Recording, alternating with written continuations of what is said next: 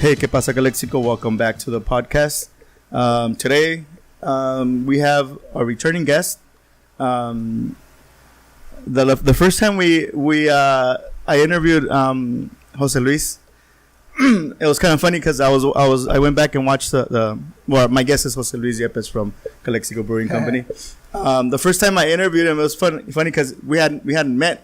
Yeah. Mainly just like text or Facebook, whatever. So I was watching the interview and it was funny because you're like all quiet and now I feel that we've hung out more. That I feel that you're gonna have more to say this time than the first time. Maybe a little more.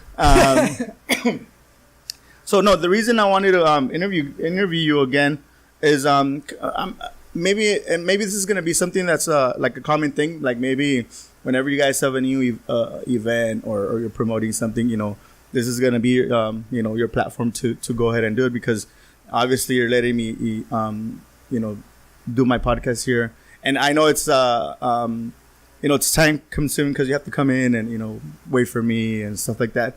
So I want to make sure that you feel that this is. If you need to, promote something, this is your platform. You can use it however and whenever you want to. So thanks a lot, Jose. Yeah, man, definitely gonna take advantage to do a lot of shameless self-promotion here, man. Yeah. and one of the main reasons I kind of wanted to do this interview today was because I know that the Beer Fest. I've been promoting the Beer Fest since I've been doing my podcast here, but I know that you've had changes in terms of like time. Musical guests, brewers that are gonna come down. So kind of want to talk about that. Kind of let us know what new changes or music, whatever you guys are gonna have on the 20th. Definitely.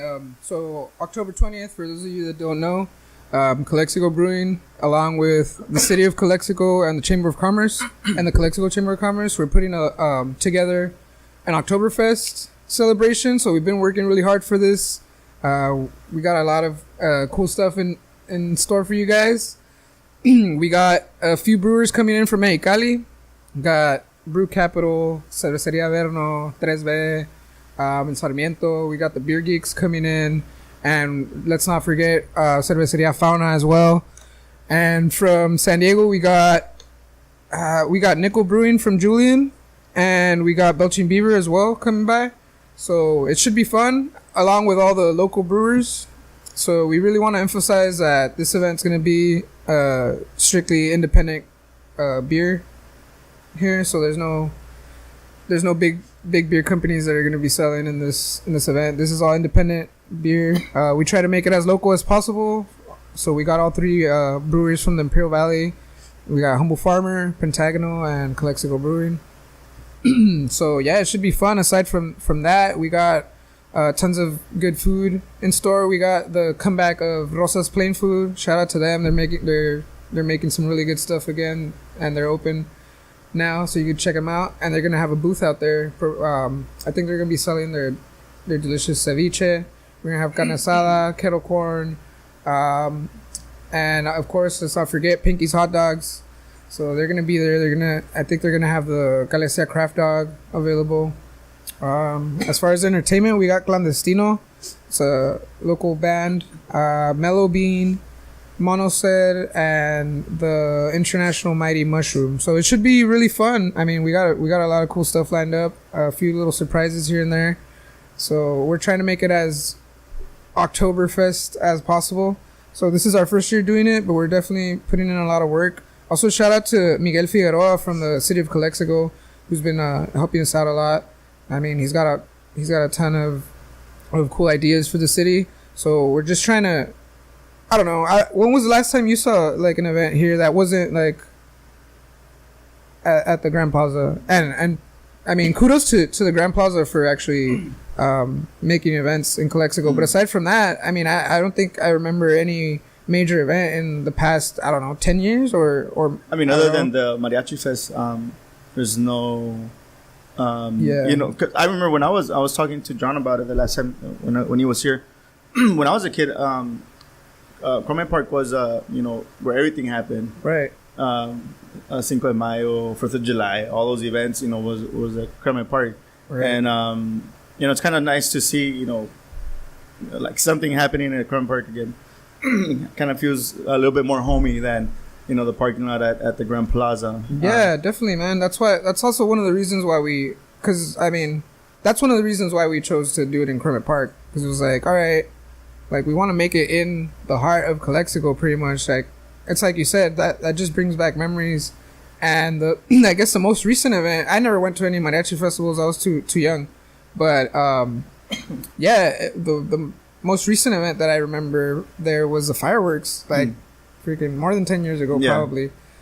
But I remember that was a lot of fun. It was a lot of fun to, just be around the community, people from Calexico. And I mean, that's kind of what we want to do. Yeah. Like, we're probably one of the newer businesses in Calexico. We opened in February.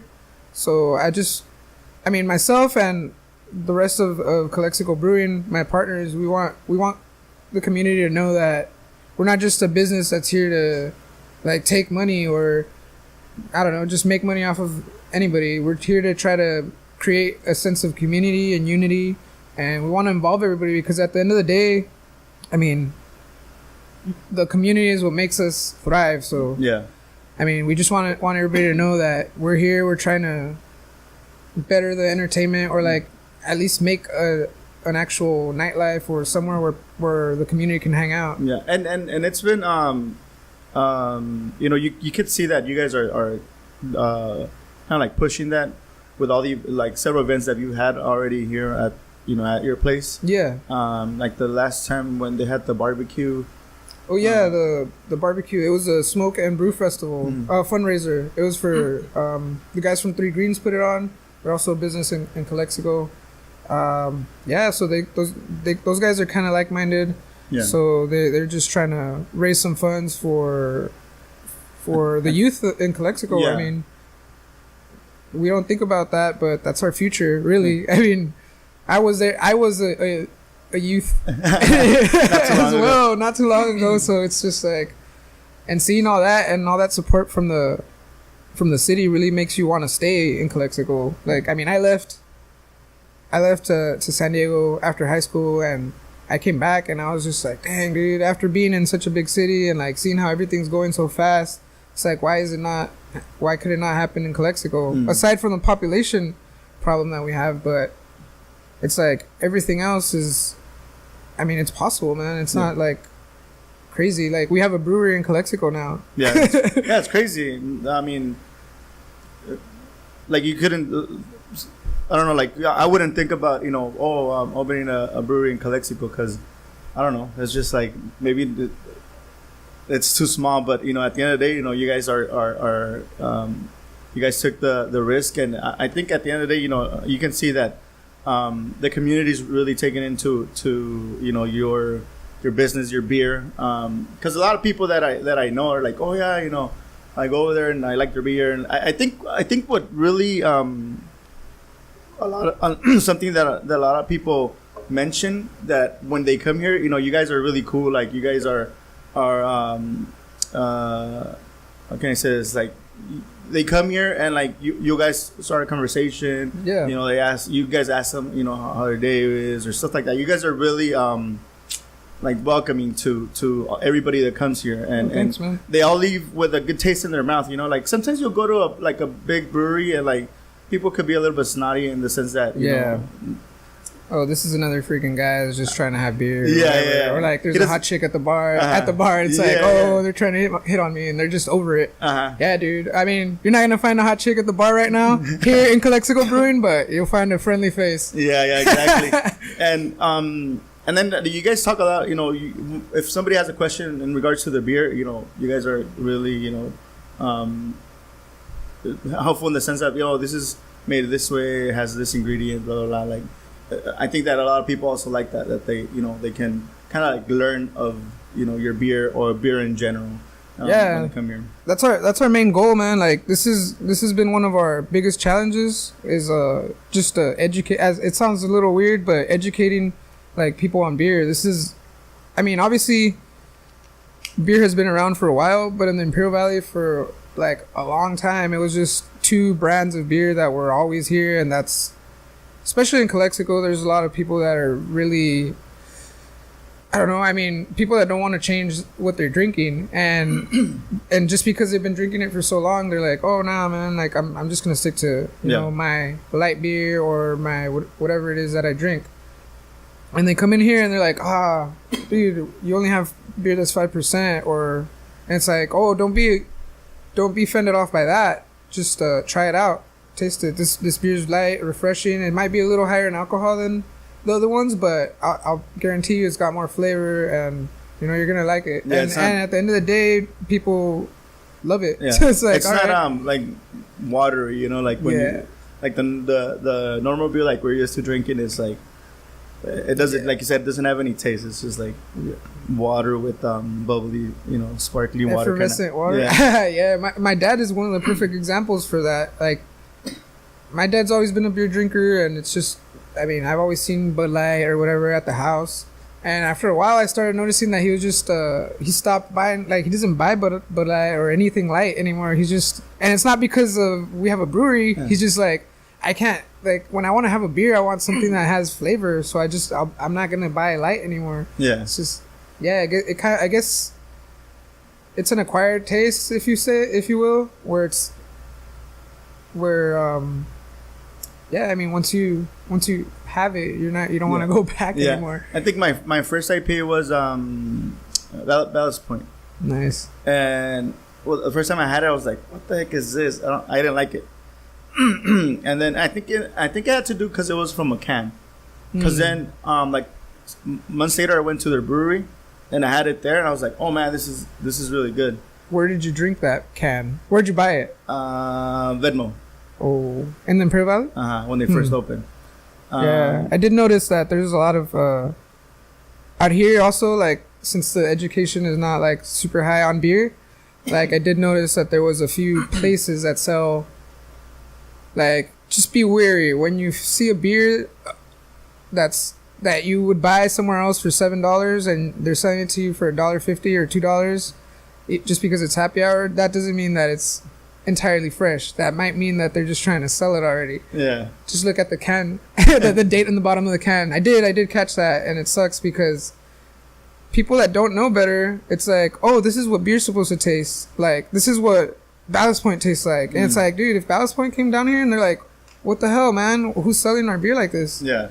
It's like, yeah, and that kind of messes it up for us that are, you know, like we're trying to start like a trend where it's like, hey, you're gonna have the freshest beer in town, and this is what it's supposed to taste like, not like that. Yeah, not like that. So yeah, I had an experience where I was getting $2 Sculpins, the Ballast Point ones. It's like, dude, that's a 7% beer and it's freaking good. And dude, you buy it at Ballast Point for like $7 a pint. Yeah. And you're getting it here for freaking $2. How do you do that? And then they give you the can open, so you're not gonna like flip it over until you're done with it. Yeah. But yeah, dude, if that's maybe I'm nerding out or whatever, but that's my thing.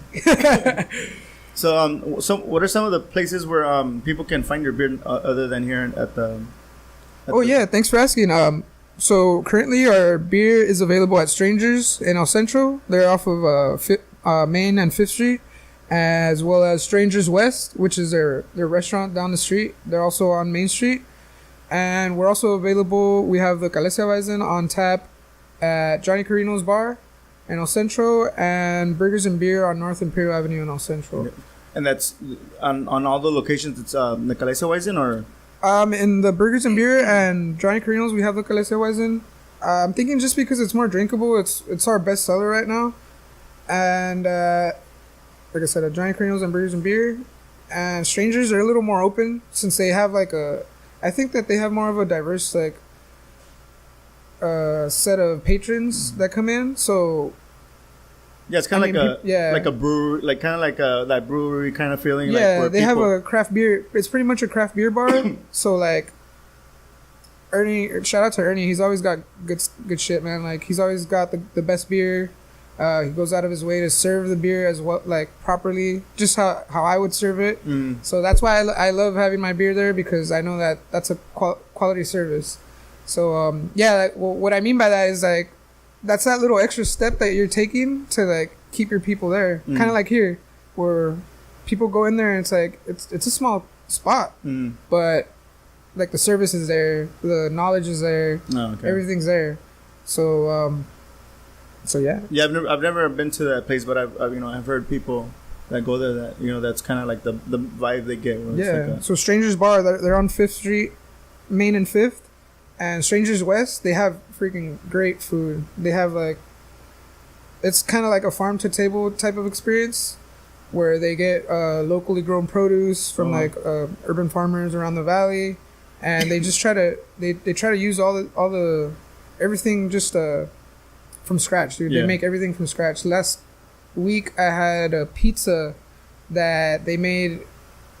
They soaked their mushrooms in the centinela, and they made the tomato sauce with centinela. Oh, wow. So it was freaking bomb, man. Oh, really? Oh, wow, that's crazy. I've never been there. Yeah, and they have the activated charcoal crust, so it's really good, man. And we try to have them on Tuesdays. We try to have their pizzas here on Tuesdays. Oh yeah, I saw that. I saw that picture this week. Hopefully we can have them out a little more during the week, the days that we don't have food in here. But yeah, their food is really good. Whenever you guys get the chance to check them out, definitely do so.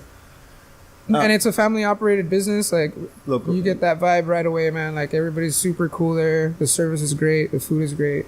Yeah, well, that's cool. I've never, I heard of the place, but I didn't know that they had, that kind of sense where like farm to the table kind of deal. Yeah, man, that's super. I mean, I don't think that there's any other place in the Imperial Valley like that. Yeah.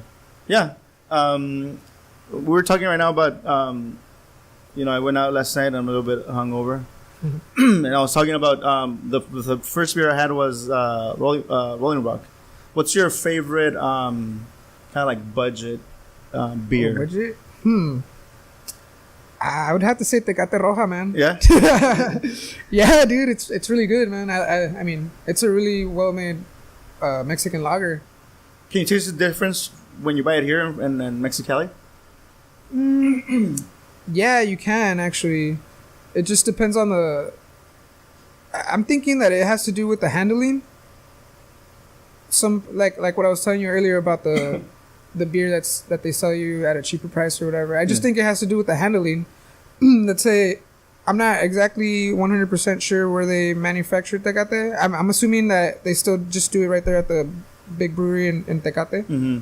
But I mean, I don't know if they contract brew at other places in the United States. And then like brew it here, like the one for the US brewed here. Yeah, and then I'm not sure, but I'm thinking that it's all brewed in the same place in Mex. So that kind of just gives you like, I don't know, the procedures for handling beer in Mexicali are a little. I mean, they should be the same everywhere. But I know a lot of brewers in Mexicali, and everybody's like everybody knows what you want to do to take care of your beer. And last time we have a group out there, and they were sending out they sent out a picture. It was like July. They sent out a picture where there was a pallet of Belching Beaver and Stone sitting on the sidewalk, and it's like freaking 115 degrees. Man, it's giving me goosebumps, bro. It's 115 degrees, and like that's not good for your beer. Yeah. And imagine this beer is going to Mexico City. And it started in Mexicali, and it's like the cold chain just broke there. And once that happens, you reduce the shelf life of your beer. Oh, okay. So going back to your question about the Tecate, if it just depends on the handling, man. I would say that we're in an area where we shouldn't have a problem with that because it's so close to where they make it. Yeah. But it could happen, man. Like if a truck breaks down in La Rumorosa, and they're freaking and it's 115 degrees, and their cooled trailer breaks down. It's like, all right, you got your beer sitting there at 60 degrees, 65. You're reducing your shelf life, and then it's still gonna sit somewhere else for who knows how long. Yeah. So, because I've heard this where if you have a cold beer, like say I have my beer in my hilera, and I forget about it, leave it there a couple of days, and they get hot. Let's not say like super hot. Maybe it's like warm. Yeah, it gets warm, like 80. And then you put it back in the fridge. Does it go bad? Does it lose taste? it doesn't go bad, but since it depends, man. Like if it's in a can, I mean, it all depends, bro. Like I don't think anything would happen unless you leave it outside for like a long time. Even then, it's still gonna be drinkable, but it's not gonna be. It's good. It's just the taste is gonna be a little different. Mm-hmm. So I mean, it's just like, have you ever had Dos Equis? Like I mean, back in my day, when I started drinking, all I could Dos Equis was like, oh, okay, that's good. But for me, I always associated Dos Equis with that like skunky taste, where it was like, to me, I always thought that was what Dos Equis tasted like. But in reality, that's not what it is. Yeah. Like it has to do with the lighting. Oh look, Ramiro came in. It's our other partner here at Calexico Brewing. Should take a seat, dude. Yeah, like now that you mentioned Dos Equis, that was the beer in my days where you got all messed up and that was like the Indio of your day. Yeah. Well, to me, Indio was a beer that everybody's like afraid of it because it's like but I mean we're taking a new turn here in beer, so like no, and the funny thing is that we drank so much Dos Equis and got so messed up and woke up with hangovers and stuff that for a while I couldn't even smell it. I couldn't even drink it. And now one of my friends started bringing it to our hangouts, and now it's something that I kind of like enjoy again. Like and maybe it's because now that you mentioned that when you go to a place and they're selling you the beer like for $1. When I was going out, it was 10 pesos. La media. Yeah. So like it got me thinking like maybe there was like old Dos Equis that they had stored that like screw this, let's get rid of this shit, let's sell it for 10 pesos. Maybe that's why, because I remember that it was that skunky like taste like even up until like maybe 5, no not 5, maybe like 10 years. 5 to 8 years ago, I would say that I still got that flavor, but it all has to do with, I mean, obviously, Dos Equis is a green bottle. They're one of the only ones with a green bottle. If you taste any of the other beers with a green bottle, you're gonna get that little skunky flavor. What's the other one? Stella has Stella. So they're getting a lot better in like handling those beers because I mean it's an obvious defect. It's called light struck. It's an off flavor that goes into your beer. So one of the main things that like messes up your beer is oxygen and light. So the UV rays that hit the bottles, they're green. I guess it creates some kind of different. I don't know. I guess it intensifies the light or whatever, and it creates that little flavor after a while. So it goes down to like maybe 10 years ago, people weren't really caring about when they're bringing Dos Equis if it gets hot or not. Nothing's gonna happen. But I'm pretty freaking sure that's what happened all the time, every single time. Yeah. That's why all we knew was Dos Equis that was light struck, dude. So for me, I always thought that was a flavor. But if you try it now, I don't think that I've had a Dos Equis that's like that anymore. So yeah, it tastes different to me now. Yeah, so that's probably one of the things somebody started. Well, hopefully that's what happened. That somebody started complaining, and they were like, "Hey, man, why does this beer taste like this? Why am I going to the Dos Equis place over there and it tastes like this? Yeah, and I'm here in Mexicali and it tastes like freaking like skunk, bro. Like yeah. So I know you have to leave because you have some errands to do, but I want to get back to the events that you have kind of on a weekly basis, like the Pink Weenie Wednesdays. Yeah. So today is the 6th. Yeah, on Wednesdays we have Weenie Wednesday. This upcoming Wednesday we're going to have David Romero. He's going to do the Meet the Candidate. On Wednesday he's going to be here with Pinky's Hot Dogs. He's going to be talking a little bit about his campaign and what he's trying to do for the city and how he would serve us if he was elected. Thursday we're gonna have the Imperial Valley LGBT, so they're having like Pride Week this week, so they're coming down to have the beers and queers or something like that. I mean it should be fun. I checked it out before, and so that's what we're having this week.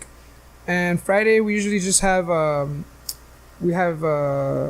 mic nights sometimes. I don't think we're gonna have it this week. And Saturdays are for the boys, so like if you bring in your boys, you get buy one get one off your first beer. So Oh, that's cool. That's a good way to start your Saturday.